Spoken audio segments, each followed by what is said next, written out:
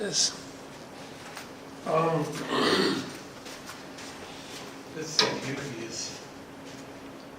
Is he in this class? He's in this class. Here he is. Where is he? At any rate, let's wait another minute or two. 1 minute. I suppose, I was watching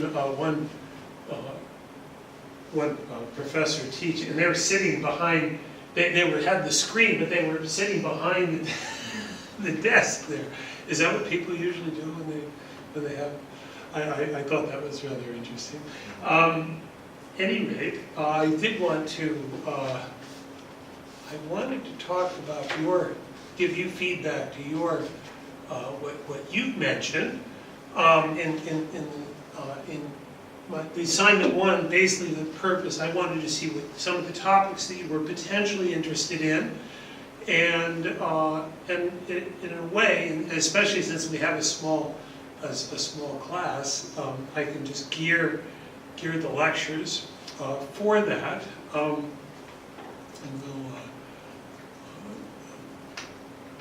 and so let me just go over the items that were discussed.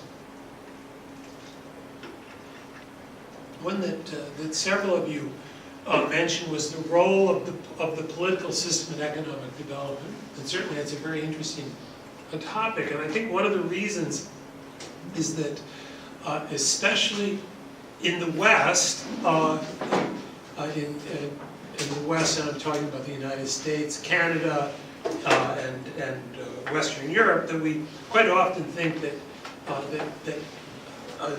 representative democracy, a kind of democratic government, free press, and all of these things are an important part of economic development, where in fact there are other systems, political systems that also are producing a reasonable amount of economic development, and in some cases you see political systems that have representative democracy that aren't necessarily producing economic development. So I think it's a very interesting question.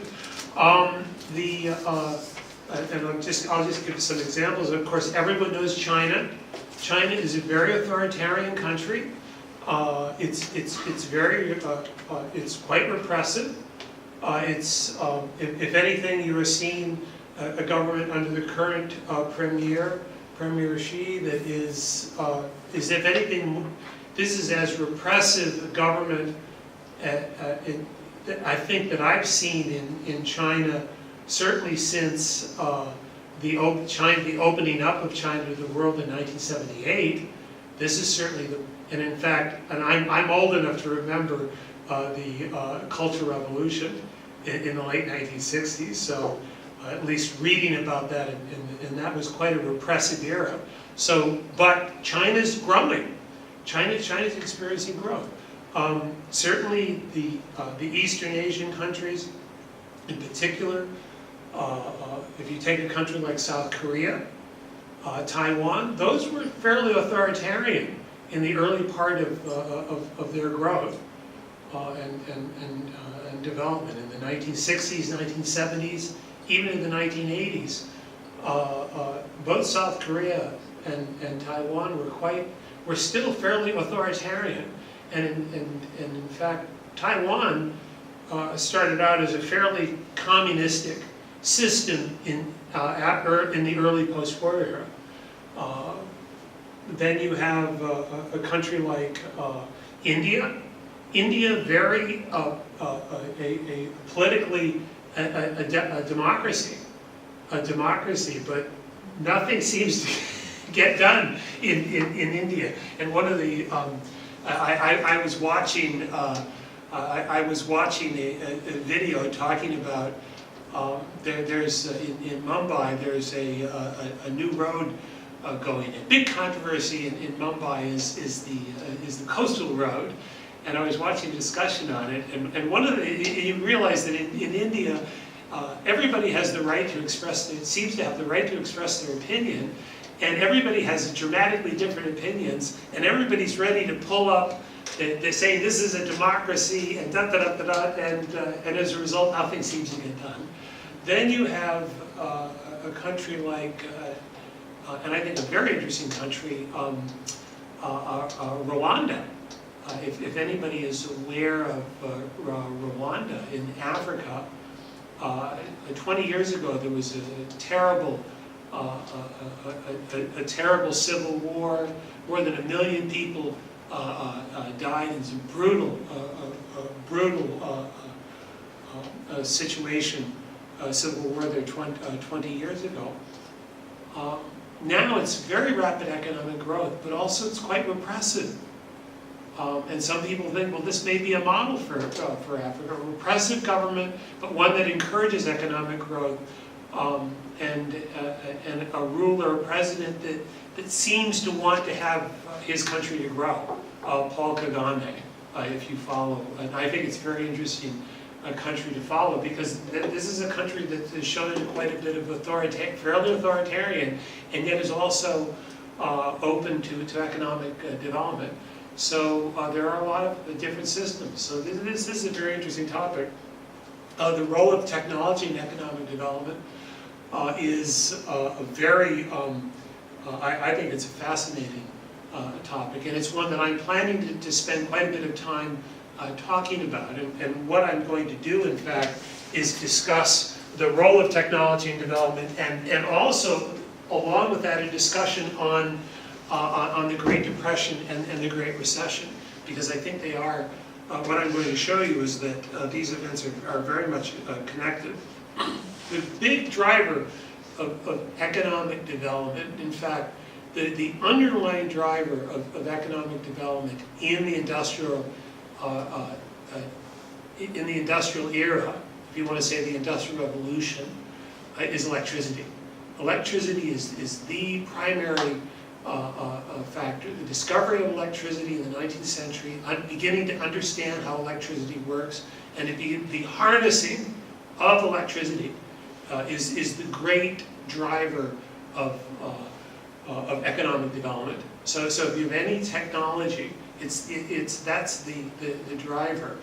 And so what I discuss is the development of electricity, or the use of electricity in manufacturing, and the lead up, and how the development of the introduction of electricity in manufacturing then led to excessive optimism in the 1920s, and led to the Great Depression. So I'll talk about that, and then beginning in the development of the computers, which is really another form of electricity, the use of its electronic calculating. So the ability to calculate, to use electricity to calculate, has been the great technology of our era. And what I'm going to discuss and show is the impact that the development of computers had on, again, an excessive exuberance as to how quickly, and I think that's the issue, so how quickly these technologies were going to have a positive impact on economic growth and economic development. And I think played a major role in leading to the Great Recession of 2007. And I've written 2017. I think it's coming to an end now. I think the Great Recession is coming to an end now. And certainly, but we'll really want to think about, it is, as part of the process, both understand, and I think the connection between them, the role of technology in economic development, and the Great Recession and the Great Depression, is that where do we go from now? And I think what we're going to, one of the things I'll want to discuss here is, I think we're going to begin to see very rapid economic growth in the world. We're going to see very, very rapid changes that are going to take place. That the reality is that only about 15% of the world, 15 to 20% of human population, has the kind of economic development that we see in this country, the United States, Canada, Australia, Western Europe. That's 15 to 20% of the world's population. The rest of the world is starting to catch up. China's catching up very rapidly. I think India is going to catch up, is going to be doing a great deal of catching up. You're beginning to see signs of that in Africa. You're seeing a country like Indonesia that at least is beginning to show some positive signs. You're seeing countries like Brazil that have made significant progress, have a long way to go. And then that gets back to the political system of some of these countries. And it also, but you're having this rapid, you're going to have this rapid economic development. You've only had a small percentage of the human population that has gained, or that really is living at a high living standard in the world. Well, but you've also had, this has led to a significant increase in the amount of carbon dioxide in the atmosphere as a result of burning fossil fuels. And this in turn, and it's certainly, there's clear evidence that this is having some impact on raising global temperatures. So, but the major question, and one of the things that I'm going to discuss is, there's a great deal of uncertainty as to how much. It may not be, if you read the media, certainly the Western media will make you think that the sky is falling and that everything has to change. The reality is that there's a great deal of uncertainty as to the amount of that impact. There's no question, I think there's no question that there is an impact, and it's probably, at least to some degree, some significant. It's not insignificant. The question is, what impact will that have? How much change do we need to make in the way that we organize our economies? In particular, how much impact is this going to have on the development of countries like India? Certainly in China, we've seen a lot of economic development. China is making some adjustments because of air pollution, certainly. But India has a long way to go, and India is going to probably be the main driver in the next 10 to 20 years on the growth of carbon dioxide emissions in the world. China was the great driver of that from 2000 to about 2014, 2015. Now we're going to see that in India. And I don't think anybody's going to stop India's development. So that's part of it as well. How are we going to deal with that? So these are very interesting. These are all, as you see, one of the interesting things is these are all kind of tied in together. So people are asking questions that are somehow kind of all interconnected.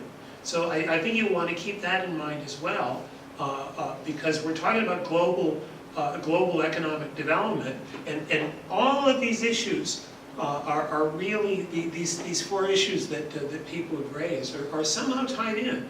There's a real connection between them. So whatever topic you do choose, it'll be interesting and important to keep in mind that there's the connections between all of these items. So whether you specifically bring up a particular topic in your own presentation, I'll want you to keep in mind there's a big picture.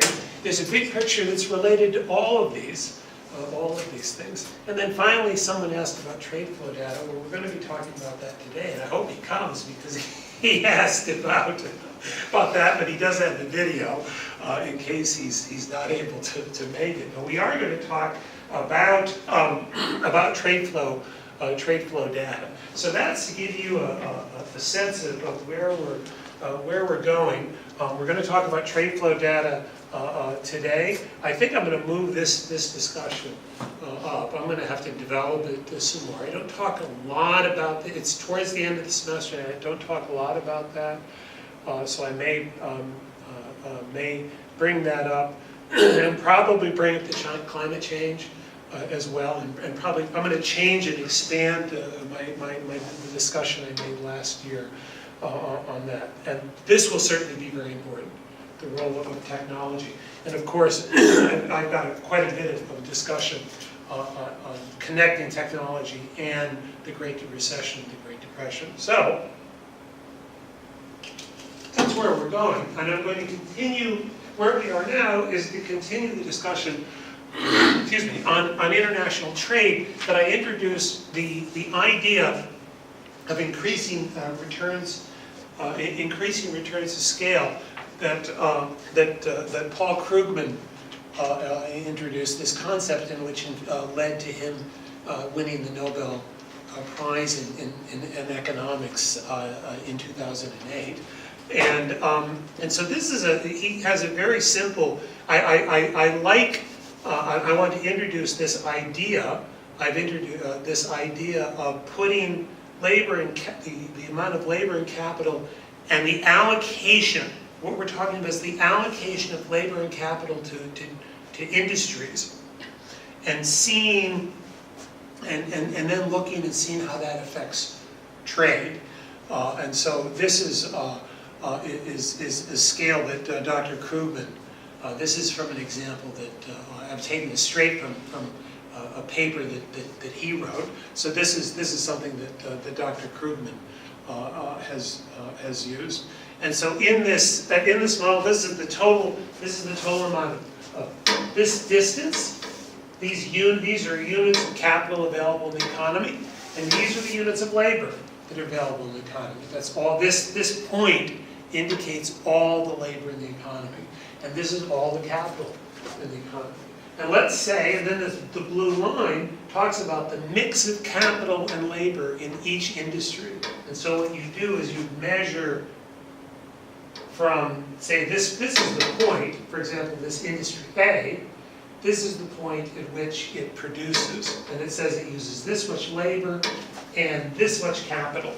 That's what that means. So, and since there's more capital than labor used here, then we say that industry A is capital intensive. So we have a capital intensive industry. At the other end, we have a labor intensive industry. A lot of labor, it says we use a lot of the labor.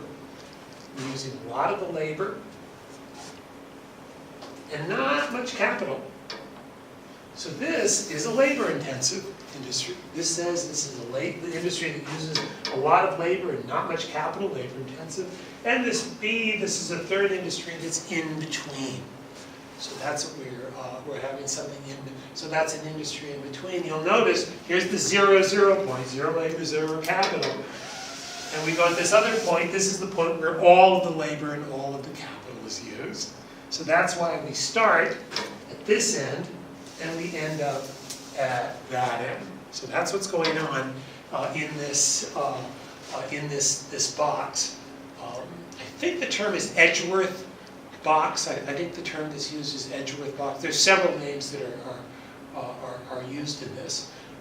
He calls this the integrated one-country world economy. So he's talking about a world economy. This is the economy of the whole world, and it's a three-good model. So he has three goods. Discuss that here. All factors are, the factors, capital and labor, are identical and freely traded across industries. So they can be freely used. The industries that use labor, the labor is used freely in each industry. The capital is used freely. It's the same capital, it's the same labor. Okay, so, and the factor prices are equal. So we assume through trade, it's a world market for labor and capital, and the factors are equal for all industries. And that's industry I, PKI, PLI, labor in industry I, the price of labor in industry I for I equals ABC are identical. So that's the approach that's being taken here. Now what he does is he divides that into two. And now he divides that into two countries. He divides the world into two countries: a country and country one, and a country two. A country one country, now it's coming from, this is the 0 point for country 2. Okay. That's the 0 point for country 2. And here's the 0 point for country 1. And then this shows that country 1, this is the, and then we have a distribution. Then what he does is he creates this point E. And this point E is the point of the amount, the distribution of capital and labor across the two countries. So this is the amount of labor this is the amount of labor in industry in country 2. This is the amount of labor in country 1. Okay, so labor in country 2, labor in country 1, capital in country 2. This amount, that line segment is capital in country 2, and then this is the amount of capital in country 1. It's still the amount. The total amount is the same. The total amount of labor and capital is exactly the same as here, previous, there. It's the same amount, but we're now dividing it between 2 countries. We're dividing it between 2 countries, and so we're saying that's the point where the division of labor and capital between the 2 countries takes place. So country 2 has a lot of labor and less capital, so it's relatively labor intensive. And then country 1 has a little bit of labor and a lot of capital, so it's relatively capital intensive. So if the countries are relatively labor and capital, if country 2 is relatively labor intensive, it has more labor. It's going to use more, so it's going to produce differently. So what we're saying here is that you have, well, which country is going to produce what goods? That's the question. And actually what you're seeing here is that this is the same, this is from country 2's perspective. This is what, they can produce the same. In other words, the goods, in each country, the goods are produced the same technology. So there's the same technology. So here's country 2. That's its choice. Country 1, and it's the same. You can see the curve, the angle is the same there. So in fact, what this is saying, that country 2 can use, they're going to use the same technology, but the thing is they have different mixes of labor and capital. So what we're saying here is that country 1 should specialize because it's capital intensive. Country 1 should specialize in A, because the production, since country 1 has more capital than labor, or it is relatively capital intensive relative to country 2. If you look, actually, the amounts are somewhat similar, maybe a little bit more capital, but relatively speaking, country 1 is capital intensive compared to country 2. So this is the capital intensive good. Uses a lot of capital and very little labor. Country 1 is relatively capital intensive. Then what we're saying is that country 1 should probably specialize in the production of good A. And country 2 should specialize in the production of good C. Country 2 should specialize in the production of good C because it's a labor intensive. It uses a lot. This good uses a lot of labor and not much capital. Well, country 2 should specialize. Now, what's interesting here is that if country 2 uses all of its labor, it's a little bit more. So you notice that. In other words, country 1 has to produce some C. But we're saying that country 2 should specialize in the production. They should specialize in the production of C. Okay, so that's the idea. Again, we haven't changed the total amount of labor and capital, but now we've separated that out, and we can see that the one country, and so these are the amounts if, and what we're saying here, these are the global amounts of the factors devoted to the production of the goods if the goods are traded between the two countries. So that's important point 2 here, is if the goods are traded between the two countries. Because if they're not, then the countries would have to produce A, B, and C. Each country would produce A, B, and C, and they'd have to use the amounts of capital labor that they have and the relative amount. So it would affect the amount, it would affect what they would be able to produce. So what we're saying here is since they can trade, they can specialize, and what we've shown is that they specialize. We talked about specialization and comparative advantage, that if they specialize, then there's gains from trading. That's what we talked about last week. That was our discussion last week. So now we're talking here, now we're looking at what the gains of trade from trade are.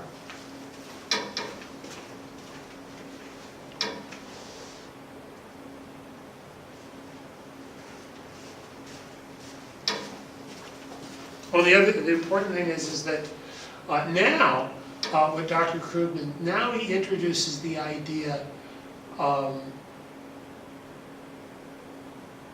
now we look at what if you have goods B and C are produced at constant returns to scale. They're produced at constant returns to scale. If the goods are produced at constant returns to scale, then it means it doesn't matter how much of the goods are produced. The average cost of producing the goods, these goods B and C are exactly the same. So they're going to be exactly the same wherever they're produced. You just have to depend upon the amount of labor and capital that you use. But we're saying that good A, and this is the important point that Dr. Krugman makes, he talks about what if good A is produced at increasing returns to scale. In other words, if the bigger the industry that produces A, the lower the cost of production.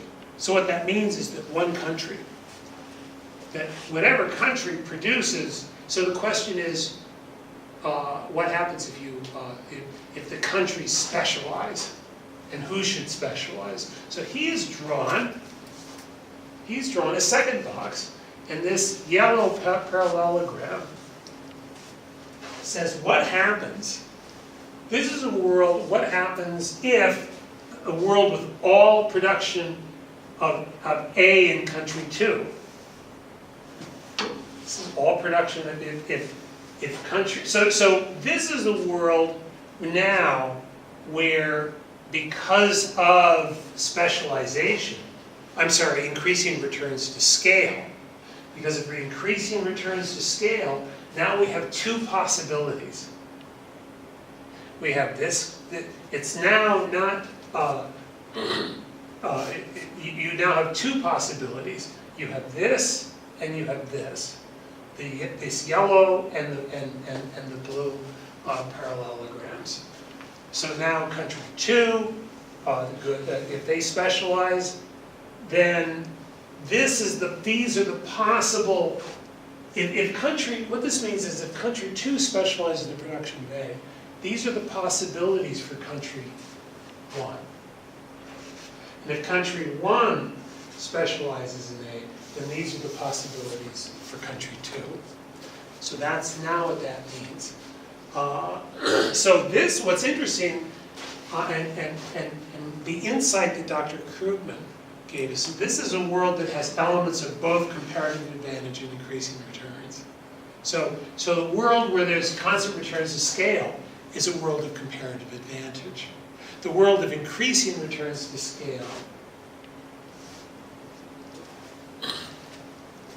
is the world that, or where there's increasing returns to scale is what Dr. Krugman is interested in. What he's saying, well, let's look at a world that has both increasing returns to scale and comparative advantage. and see what happens.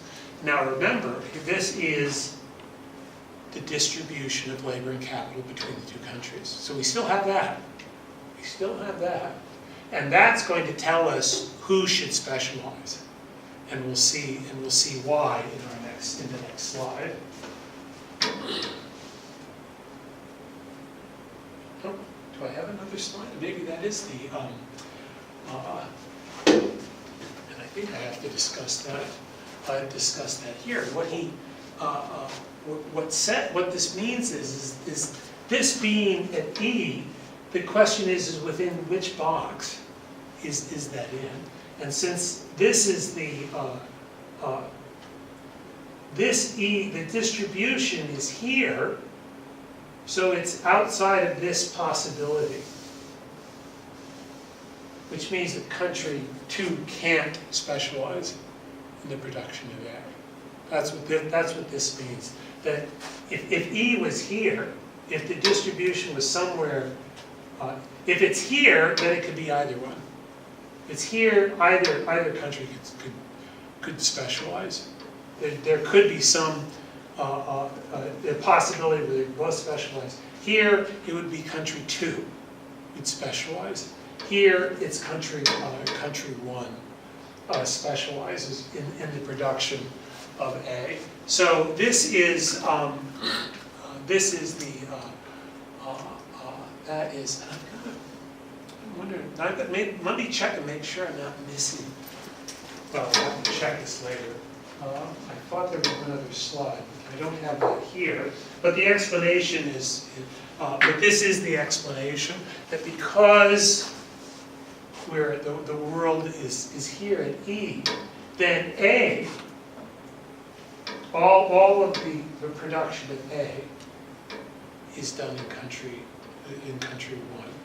So all the production of A is done in country 1, and then country 2 will specialize in C. Country 1 will also so B is relatively capital intensive relative to C. So country 1 would specialize in A and B, country 2 would specialize in C. Probably country 2 would just produce nothing but C. They would use that much. That much labor and capital to produce C, somewhere there. So they would use all of their labor. And let me see. If they used all, no, they'd have to use some. That wouldn't use all of their capital. They'd have to have some mix of B and C. They'd have to have some mix of B and C, but mostly C. And country 1 would have a mix of B and C, but mostly B. So they would specialize. In this, you could figure out, probably would be at this point. I think that's what that would, the point where you do that. But the idea here is because of this is the distribution of labor and capital between the two countries. And now, then we can look. So this distribution of labor and capital, and so then we know that country 1 specializes in A. Country 1 will also have a relative specialization, relative comparative advantage. This is an advantage based on increasing returns to scale. This is an advantage based because of capital intensive country, but they'll also specialize because of comparative advantage in good B, and country 2 will have a comparative advantage in the production of good C, and they'll trade. So country 1 will produce A and B, trade with C for both for C. So that's probably what's likely to happen in this. So this just gives you a good sense. And so now what we're going to do, we want to take that idea, and don't worry, this is on it's on video, so you'll be able to watch this and go through it. But do go through this.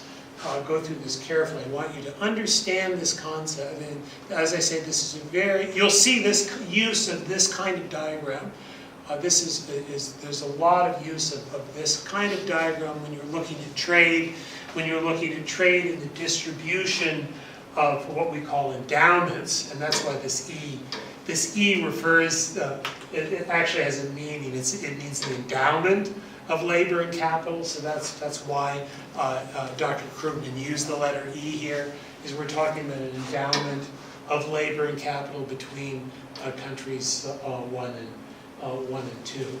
So as I say, this is a good, you'll see these kinds of a diagram that's similar to this quite often when you're talking about trade theory and examining that. So, with this in mind, what we'll then turn to is, now we're going to talk about trade data. Because what we'll want to do now is we want to say what we talked about last week was that, remember last week we talked about here, this city, and I said this little place, and I think this is like about a kilometer, like something like that. You can just see the individual buildings, so it can't, this is just a few hundred meters really. That this little place, you can see how small it is, produces the majority of the world's buttons and zippers. A large percentage of the world's zippers and a majority of the world's buttons that are produced just all of these factories in this little town. This little town on the east coast of China. There you go. You can see where that's located and how small that place is. Produces, and so this is an example of increasing returns to scale. The reason why that little place is able to do that, it can only be increasing returns to scale because as the industries in the city get bigger, the cost of production for all the firms drops, and so because the cost of production drops, and because of trade, relatively free trade, then that place can trade with the whole world in the production of these two goods. That's increasing returns to scale. You need relatively free trade. These are also low-cost items. That's important thing. How much does a zipper weigh? Very light. How much does a button weigh? They're very light, but they're valuable. You need it. I can't button this shirt. I can't wear this shirt like this unless I have buttons. My pants need zippers. We need zippers. We use zippers every day. We need buttons on pretty much every day. These are items, and they're relatively light. They're relatively light. They're relatively valuable. So you can ship. You get a whole. Probably ship them by air, or certainly by cheap by boat. If they're valuable enough, you need them in timely fashion. Ship them by air. And you can trade with the whole world from this little place. With that in mind, now we're going to look at actual trade data, and what we're going to be looking for is signs of whether an industry appears to have increasing returns to scale or comparative advantage. And I talked about an exercise that I want you to do. We may be ready after this, possibly not, but that you will be doing shortly, and basically using data from going through Alibaba, and I'll show you how to do this. It's kind of a fun, and I've done it myself, where you pick an industry, you go in, you look at all the companies in Alibaba, and one of the things you'll find is if you're dealing with an industry with increasing returns to scale, you'll find that all of these companies are most of them are in the same location, sometimes literally in the same district, and so that's the kind of thing you'll want that we'll be looking for. But we'll also show you that some industries just probably have comparative advantage and not increasing returns to scale. And we'll want to see where we can find that in the trade data. Now, before we do that, because several of you are new to this class, I want to go over a little bit about how to, what the trade data is and what you want to go. This is from, I've already given this, I gave this lecture last semester, but I'll go over this again because this is important. And I'll send this, I'll send this to those students that weren't here last semester. I talked about something called the Harmonized System, the HS system. This is the Harmonized Commodity Description and Coding System. The Harmonized System is an internationally standardized, what's called nomenclature for the description, classification, and coding of goods. And the important thing, it's coding. There were 200 countries and customs or economic unions representing about 98% of world trade that use the harmonized system as the basis for custom tariffs and for the compilation of international trade statistics. That's very important as well. Because there's the harmonized system, the countries agree that a certain good has that code. If there's any dispute about a particular code, then the customs agents will look at that and say, well, we don't think that that's what a particular code is. That's one of the jobs of customs agents. They have to determine whether or not the good really falls into a particular category. But it's a coding system that's based on a hierarchical structure. And by hierarchy, we mean that the code has it starts out at a 2-digit. Let's say this is a 0, 1. 0, 1 is live animals, and then I think 0, 1, 0, 1 and talks about I think that's cattle, you know, and I think 0, 1, 0, 1. I think we'll have to go through it. But anyway, so 0, 0, 1. That's the first. That is the first hierarchy. Then the next 2 digits are the second hierarchy. Then there could be a third digit. There could be then the third hierarchy are the next 2 digits. So it's the first 2 digits represent the chapter. We call the chapter, and the chapter is 0, 1 to 97. Excluding 77, not 70. 77 is not is set aside. Excluding 77, 98.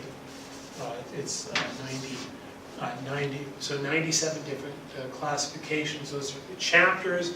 The next 2 digits identify the heading within the chapter, and the last 2 digits represent the most detailed subdivision of the HS system. And here's some examples, and again, this is a repeat of last semester. Here's the 270900, so that's 27090027. That's at the chapter level, 09. The heading, and then the 00. So that is, and sometimes it's either that or it's 2709. Sometimes it's coded like that, so you may see it as that, or 270900. You may see it like that, and that's mineral fuels. Mineral fuels. So the 27 is the chapter. Mineral fuels, mineral oils, and products of their distillation. The 09 refers to oils, petroleum oils, and oils obtained from bituminous minerals, crude oil. The 00 means there's no further subdivision. So 270900 is crude oil. So that's, if you're looking for crude oil, then you would look under 2709. That means if you're shipping crude oil, that's shipped under that code, and you declare it for customs in another country under that code. Here's another example. The 303045. I'm sorry, 03. 03. That's fish and crustaceans, mollusks, and other aquatic invertebrates. Then that's Then the second 03 are frozen. The second 03 are frozen fish. So if you're going to have, you're going to ship fish that are frozen, then that goes under the second 03. The third 45 are fish frozen, Atlantic and Pacific bluefin tuna, excluding fillet fish, blah, blah, blah, blah, blah. But that's if you're shipping bluefin tuna, which of course is very maguro here, that's how it's shipped.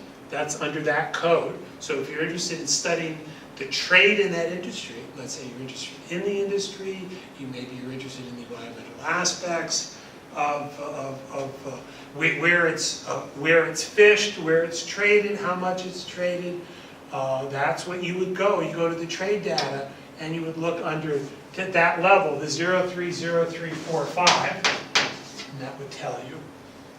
Here's 847149. 847149. That's 84 nuclear reactors, boilers, machinery, and mechanical appliances. It's a really big category, but it basically refers to machinery. Machinery, 85 are transportation, is transportation machinery, things that actually move. 84 refers basically to machinery. Then 71, automatic data processing machines. Now you're talking about automated 49, automated data processing machines presented in the form of systems not elsewhere classified, which actually refers to desktop computers. So one of the things about this classification is that because desktop computers are more recent, and a lot of this coding was done earlier, they came up with a classification scheme. The general classification scheme dates before really the desktop computers came into existence, so they ended up putting it under that's where it's put under. So the system has to be flexible. There's new goods. There's new goods. There's new codes that have to be to come up with. And so so when you look, there's like HS2, HS4. You'll see, and depending upon the countries. Some countries use the most recent code, and some countries haven't updated. Some, the lesser developed countries, it takes longer for them to put these systems, the newer systems into place. Some countries update, are more updated. I believe now we have a new updating.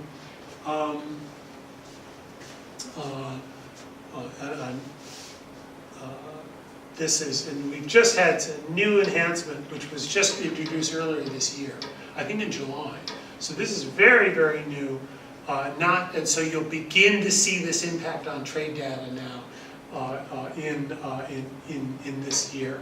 So there's some traded fish that's being impacted, forestry products that's being impacted. The great thing for economists is that we can use this data. It's of course to monitor trade, but as economists we can use this data to study trade, and not just to study as this could be for academic purposes. I use this data to study trade. I'm doing some consulting work. And I'm doing it to study in the air cargo industry.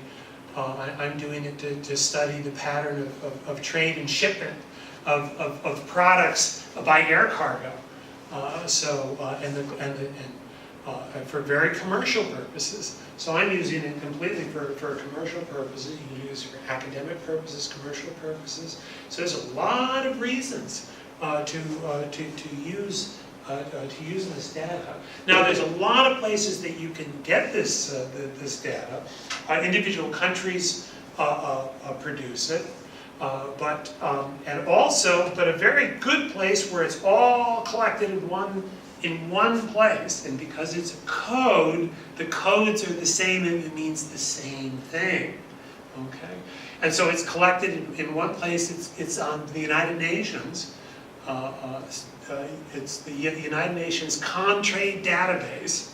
United Nations Comtrade database. You find it at this website, comtrade.un.org. That's where you find it. This is a wonderful source. If you want, you go to one place and you can find very quickly, very quickly, you can find lots and lots of data on this. Now, also very interestingly, you can use this. There's some very good visualization of trade, and students have used this visualization in their presentations. So this is a good place to go if you want to get some very wonderful visualizations of countries' trades. This shows you this is a particular country and the goods that they specialize that they specialize in, both in exports and the goods that they import.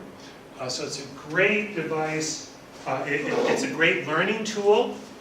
There's other visual aids as well to understand world trade. This is a wonderful site. Also, I think the World Bank has, there's other sources as well, but this is a really good, good place to go.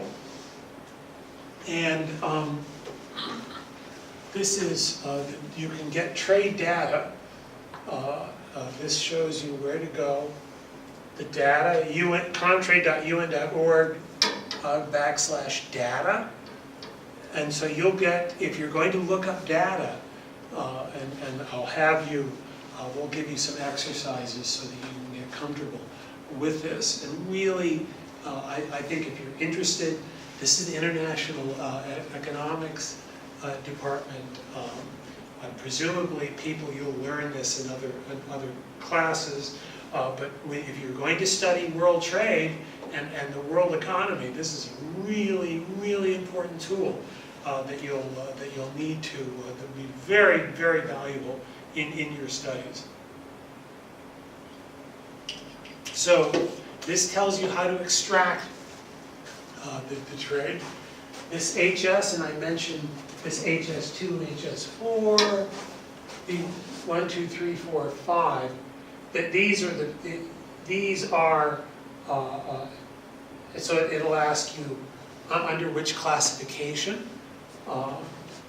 and you may like here, what type of product. It says what type of product are you looking for. They have services. Most of it's goods. Services. So there is a services. It's more limited. It's not as clear. It's harder to track services and trade in services. But goods it's much. There's more trade in goods.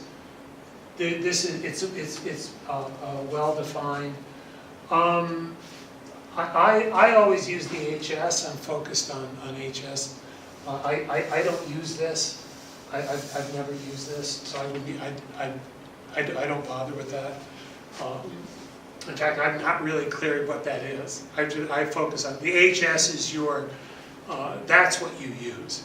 If you're involved with trade, even commercial, it's always the HS system. This harmonized system. So this is what you're going to want to focus on. The frequency, and you can get monthly, annual, so you can get very fine. And then what you do here is you select your data, what years. And here you can select up to 5. You can select all periods. It's possible to look at all periods, or up to 5 different years. Then reporters. This reporters refers to who is reporting the data. What countries are reporting the data? Now, what's interesting here is that not all countries report. Not all countries report to the United Nations. So you want to keep that in mind. In some cases, if a country doesn't report, then we can look at the countries that they trade with that do report. So if there's a country that reports, then we can find out the countries that don't report through the trade with that country. Obviously, if you have two countries that don't report, you can't find out the trade between those two countries. So that's a problem. It's going to be missing data. So there's going to be not all of the trade data is there. But you have your reporters. For example, if we're going to look at the reporting by Japan, let's say a trade with China. So let's say you want to see the trade in Japan with China, and let's say we're interested in seeing the Japanese let's say we're interested in that Japanese exports of machinery, of transportation, so automobiles. Let's say we're just transportation in general. Then we would look, and that's 85. We would say, we would type in Japan, and it comes up very easily. So you put Japan in here. Let's say 2016. In the year 2016, Japan, the partner, would put China. You could put China, Hong Kong. There's a lot of it's through Hong Kong, a lot of trade. So if you study trade with China, you really have to look at both Hong Kong and mainland China. Trade flows, you would put, say, exports. So you would write exports here. So if you're interested in Japanese exports, and then HS's report, you type 85, and then 85 would go there. Then you can put up to 20. You put up 20, so you get pretty large databases, and then you get all of that. You put all that in. Just hit that. Hit download CSV, and boom, it comes right into your computer. And you've got it in CSV format, which of course is very easy to put into Excel format. You just have to save the file as an Excel file, and then you can begin to manipulate the data. It's very easy. Minutes. You can get years and years, enormous amounts of data in years. You can put together some serious analysis, and you can collect the data to put together serious analysis in minutes. If when you learn how to use this, it's a powerful tool. It's a very, very powerful tool. You can very, very quickly. You can put in. If somebody says you got to do a presentation, it's 9 in the morning. They say you got to do a presentation on trade of Japanese exports of automobiles to the world in the last 10 years, and by country, and by detailed product. Say, oh, okay, that's due by 3 o'clock. Yeah, okay, you can do that. Yeah. Or the last 10 years. Yeah, you can do it. You have everything done. You can get all that. I could get this done in 10 minutes. I could get the data in 10 minutes. Start doing the analysis. Start making the, boom, boom, boom, put everything, and have the presentation ready. You do it, yeah. 6 hours. You said 6 hours. Yeah, you can do it. That's. So you might be asking your job to do that kind of stuff. That's the thing. So you want to get to know how to use this information. This is very, very. We're talking about tools that you can use that will be important, and very likely going to be an important part of your careers. So this is a very valuable tool. Now you'll also want to find the harmonized system code. I use this site called Foreign Trade Online. It's very easy to find. I think you just type Foreign Trade Online and you'll get there. And you can use it whatever language you want. So you can use it in Japanese. If you're confused, this is in English. The code in English, but you can get it in Japanese. It doesn't matter. The codes all mean exactly the same thing. So you find out exactly what it means in Japanese, what it means in English. This will help you just to understand the codes. This is a very, very good tool. Of course, you'll see there's a lot of advertising for trade and all that, so that's part of that. And these are people. Oh, here it is. Here's the www.foreigntrade.com. Reference hscode.html. Great. This is also a very good resource so that you can do. I use this with the UN site, with this, so that I know exactly what I'm I'll know exactly.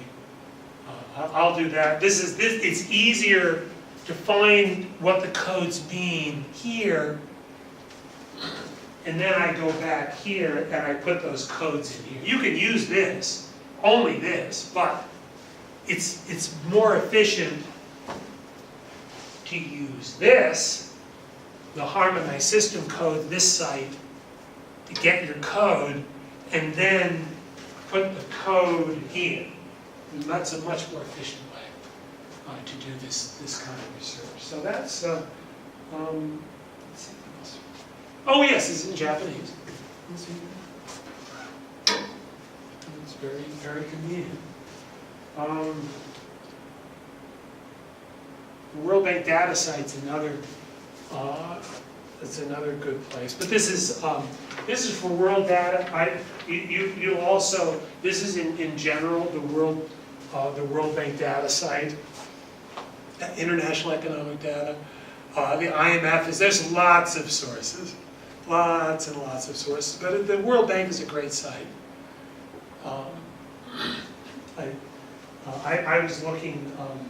You may read an article. I was once reading an article and I saw a statement that a politician made about food production in the world. And I thought, that doesn't make sense. I said to myself, well, that didn't seem to make sense. So I went to this World Bank site and I saw that the politician was speak just complete nonsense. And it took me about 45 seconds to find that information using this. So this is, again, you can see in real time. You can use sites like these, and the thing is, people talk nonsense, and you can find with this kind of with these kind of resources, you can even use it to figure out that people are talking, to find out really good quality data. So these are some, and I'll send. Those students that don't have this, I'll send this. I'll send this to you so that you have this. But this is a very important part of doing that. So this is of doing studies on trade. And so with that in mind, we can now turn to the actual data. And this is a bit, what I've done here is this is tons and tons there's lots and lots of information. I'm not going to ask you to remember all this, but this just gives you a feel. But what I do want you to do is look, and what I've done is, and now this is at the two-digit. This is at the two-digit level. This is 0, 1, 0. That code's 1, 0, 2. 0, 3. What I did was I did the imports and exports, and at the two-digit level, I picked these 4 countries: China, the USA, and major partners. China, major partners. Japan, major partners, and the EU, and major partners. And this took me. There's pages and pages. That took me about. Well, I can work fast. I wouldn't ask you to take you lots of time and lots of experience into this. But I think I put all of this together and did all the color, downloaded the data, put these colors together, put the colors, organized the tables, did everything. I don't know, like 3 or 4 hours. So you'll see. I mean, this is the kind of, as I say, you can put this information. The amount, the ability, using all of this to put all of this in, and you'll see all of this just took me a few hours when I prepared this. So this is so what we have here. This is for 2014 exports. The exports are color coded blue. Imports are color coded green in each, and you can see here's live animals. 0, 1 is live animals. The export, you can see who exports, and this is the share of global. This is the share of each country, and you can see, for example, that the EU has the biggest share the EU, the world, you can see that's the total there. So the EU is the big, the shipment of live animals, the EU, of these.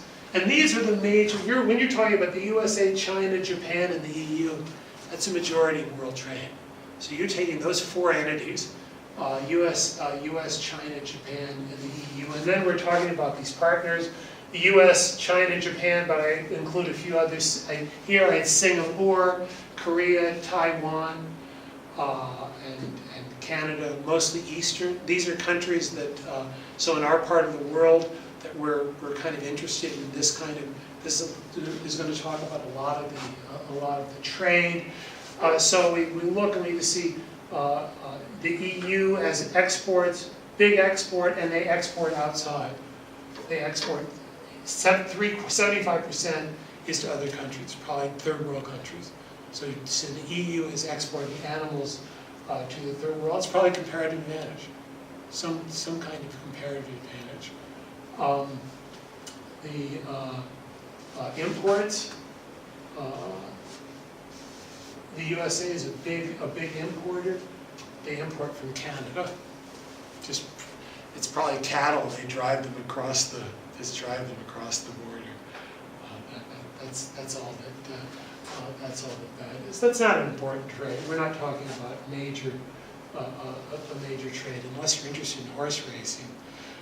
Horses are so if horses are part of the line, and when they ship them for races like to Japan, that's traded.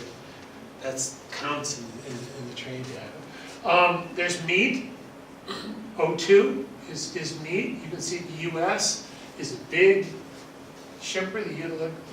The amount, very high shipment, mostly to other parts of the world, in both countries. China does do some trade, and almost all of it is to other countries. So you're talking about comparative advantage. That's probably comparative advantage. And that's what you want to look for. That's for exports, imports. The U.S. is both lots of exports and lots of imports. So some of this you'll see there's lots of exports and imports. So there's specialization within. You'll have to go within that to see exactly what that is. You can see Japan. Look at the almost no exports, huge imports, huge importer, huge from the U.S. and huge from other countries. This is probably Australia. Of course, Australia is an important source. Fish, not surprising. China is a big exporter, but they export to a lot of countries. A big importer as well, but a big overall in terms of exports.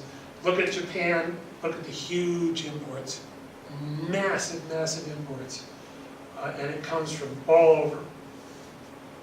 All over. Japan's a big, huge importer. The EU is a big importer as well, and again, this is primarily from developing countries. Of course, Japan's trade in fish, a lot of it's from countries like Indonesia, big Indonesia, Thailand.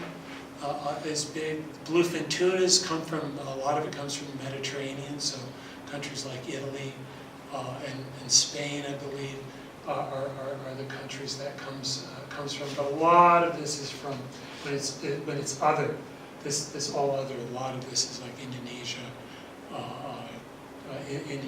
Taiwan, Indonesia, Thailand,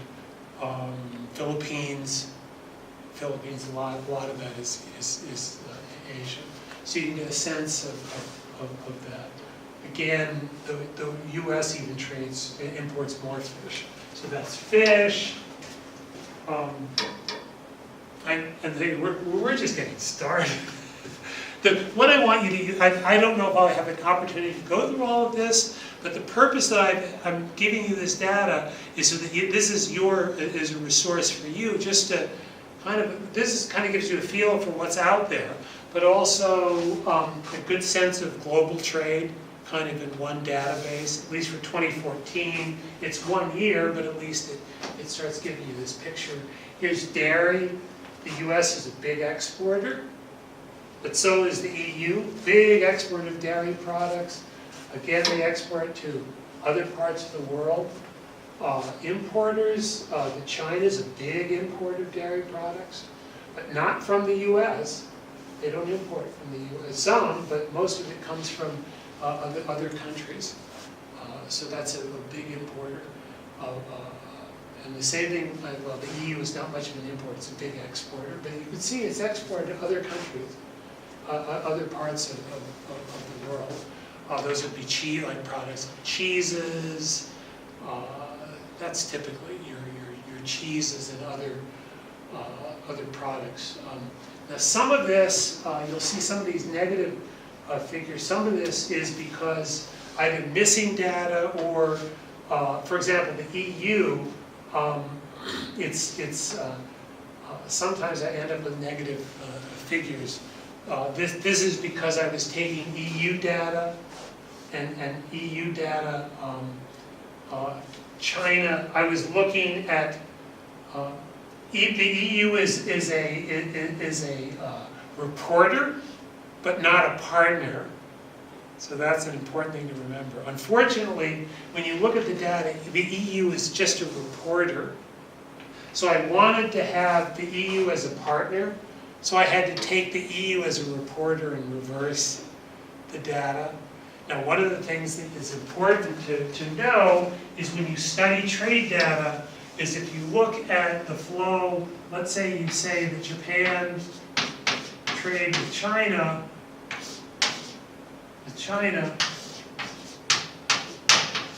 and let's say transportation. What Japan says are its exports are going to be different. What China says are its imports. They rarely match up. And one of the reasons is that typically countries are typically more interested in the imports because countries are more interested. The other thing is that the exporters may say it's worth a certain amount, and the importers may say it's worth something else. You know, they might be trying to cheat. I mean, you know, nobody's saying that there aren't any saints out there. That's, you know, so if you're importing, you have an incentive to try to underdeclare the value.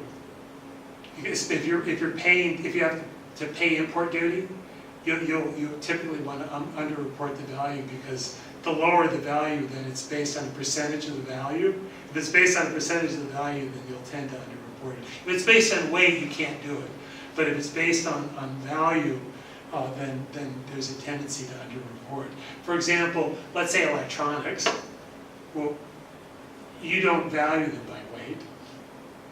It's the value. So there's, the exports, you might say what it's worth, but the importer might say if it's electronics, they'll try to underreport it.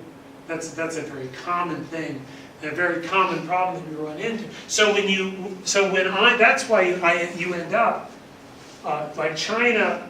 I end up with, you see these negative figures because I had to make an estimation based on what the EU reported, because it's not a partner. So we end up with some of that. That's where these negative figures come from. So with that in mind, we've got dairy, 4, other animals, 5. Then we got live plants. This really gets detailed. Let me just check the time here. 15 more minutes. I'm just going to go through this quickly. The vegetables. This is a big trade. Some countries trade a lot in vegetables. Japan's a big importer. Imports a lot of vegetables from China. Yes, a lot from China. You know, that's. You know, sometimes people don't really like that, and China has had not necessarily a best reputation in terms of quality, but that's fruits. The U.S. is a big huge exporter of fruits. You can see Japan imports a lot of fruit from the United States. That Japan, 32% of Japan's imports are from the U.S. Now here, this is interesting. The U.S. says, see here, like the U.S. says that it exports $889 million worth of exports. Japan says it imports $972 million. You see that? That's the same. It's never. Why is that? Because the customs agents here want to make sure that they properly value. You know, they're much more concerned about properly valuing it, so they're going to try to. So typically these figures are going to be higher because the customs agents want to make sure that they may try to report, but they're interested in making sure that the value is properly reported, where the exporter doesn't really care. There's coffee. You can see, and again, you can just see the huge disparity. You want to study. Japan is fascinating because it just in so many areas it imports. There's so much that it imports. Here's cereals. Cereals, you can see that Japan and China and Japan import huge amounts of cereals. That would be wheat. I think that would be primarily wheat. Here's milled cereals. That's less. That's much less. But it's cereals, milled cereals, seeds. The huge exporter of seeds. And to China, and that's because U.S. companies that are seed companies, it's a big business. That's the export of seeds. Like companies like Monsanto, these are exporters. It's a big business exporting seeds because the seeds are typically, if you have hybrids, the companies that export them, that's a product. You have to do that every year. So the company has to export. If you have hybrid seeds, the companies have to produce that. That gets produced in the United States, and it's exported. So that's an example. There's gums. That's not very important. Other vegetables, oils, fats. That's a somewhat important trade, especially China imports a lot of oils and fats. A lot of it comes from other countries. This is particularly palm oil. Like palm oils that come from countries like Thailand and Indonesia, Malaysia, other tropical countries, primarily tropical oils that are shipped, vegetable oils. These are meat, fish preparations, sugar. Sugar, you can see there's cocoa. Japan, for example, it's 42. What's interesting is these are imports. Japan imports from the EU and Singapore. Well, they don't grow cocoa in the EU and Singapore. So you're talking about finished. These are like finished products, or with some manufacturing. Whereas this might be raw materials. All other would be the raw materials that are coming, say, from African countries like West Africa, Ghana, and Cote d'Ivoire. So that's cocoa. Cereal preparation, vegetable preparation, miscellaneous. This is very detailed. And then again, you get much more. You get very, very specific products. Beverages. Yes, beverages are an important trade. Food waste. This is a cure. It's various. This is typically for animal pet food.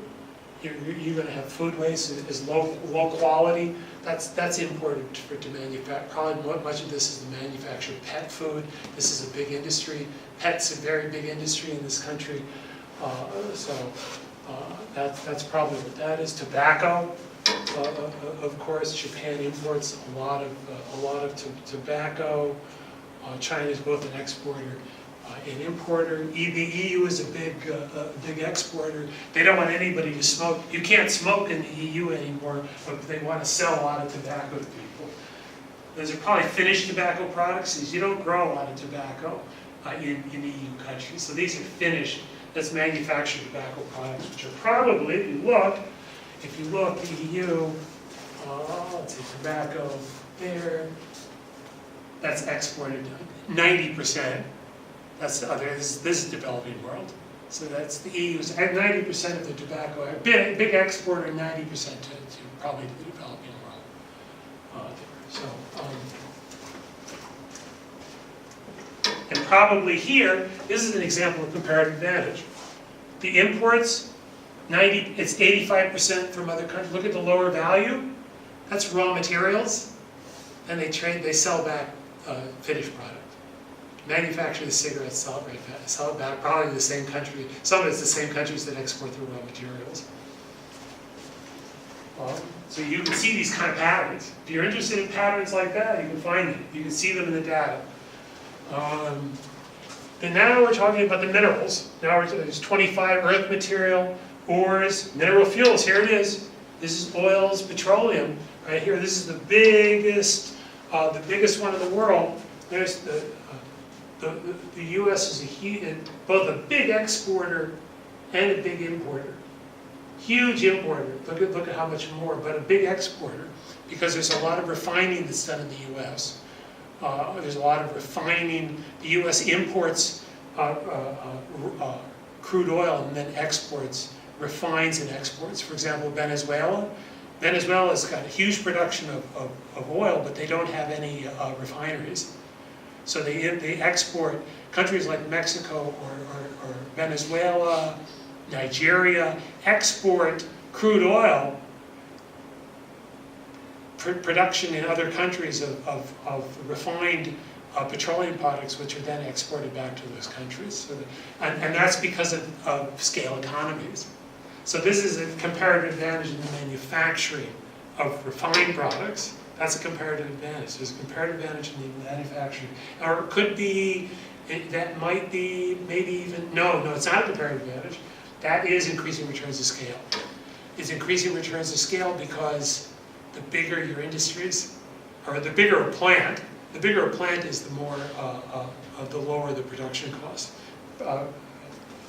So your refineries, there's huge scale economies at the plant level there. So this is a big sector. You can see Japan. Look at the imports of Japan. 95% from other countries. This is actually going to increase in the U.S. though. This figure is going to be going up because this country is going to be importing more liquid natural gas from the United States.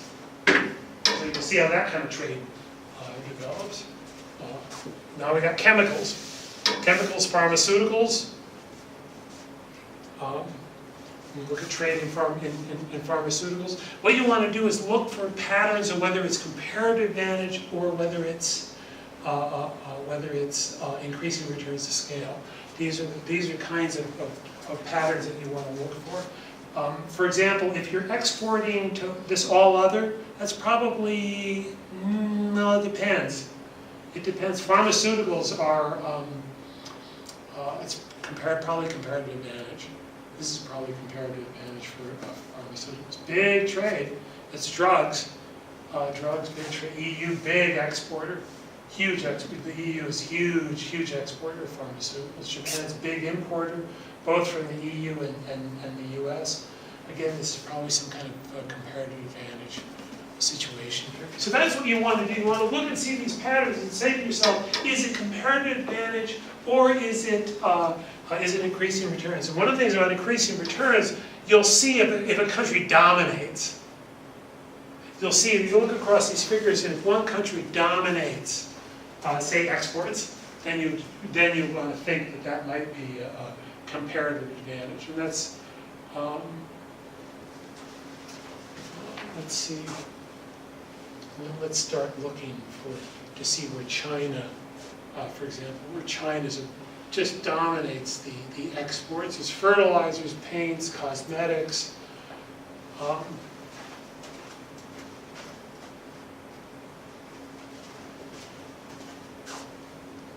Starches, soaps.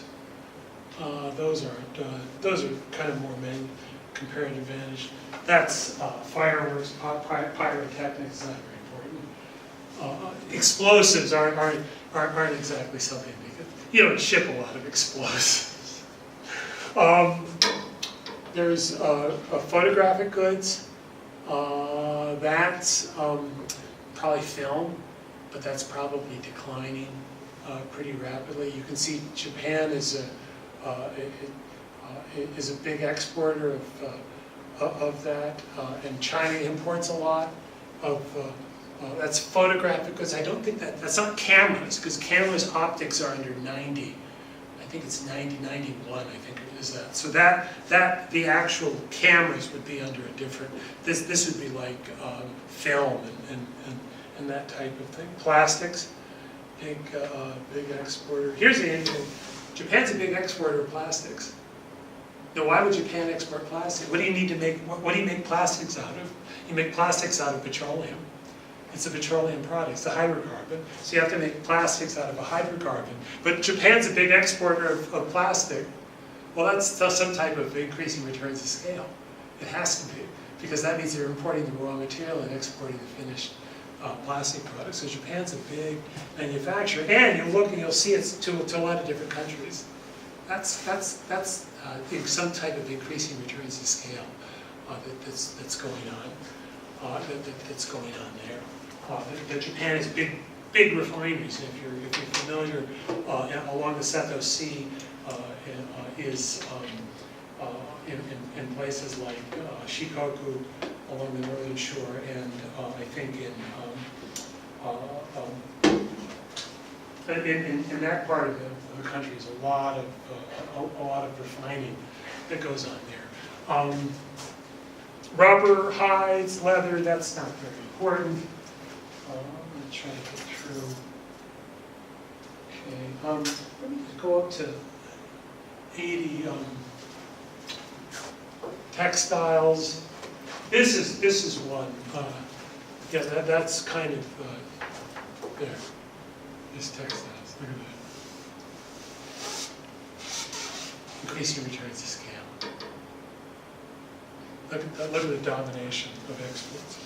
Some in the EU, but that's just dominant, and they all import.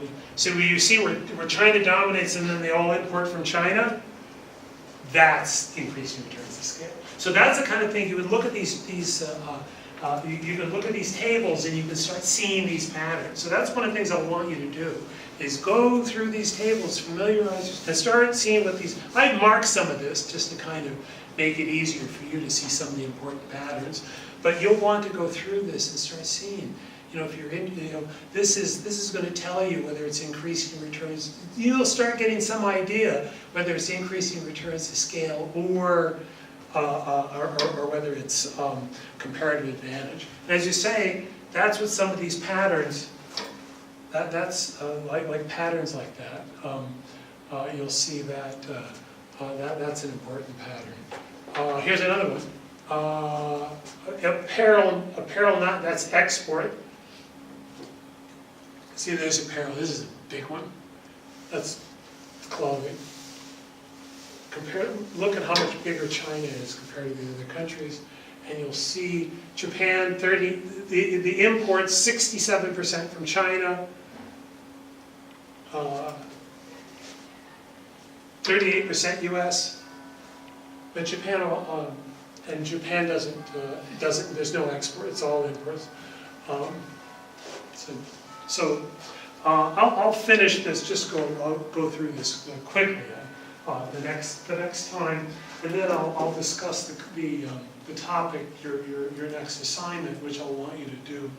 As I said, we'll be using Alibaba, and we'll talk to you about how to do that. Well, we'll go over that next time. But what I want you to do here, and I'll give you some type of assignment just so that you can focus on this, because I do want you to go through this and familiarize yourself with this data, start seeing what some of these patterns are. So I'll send you that assignment probably sometime tomorrow.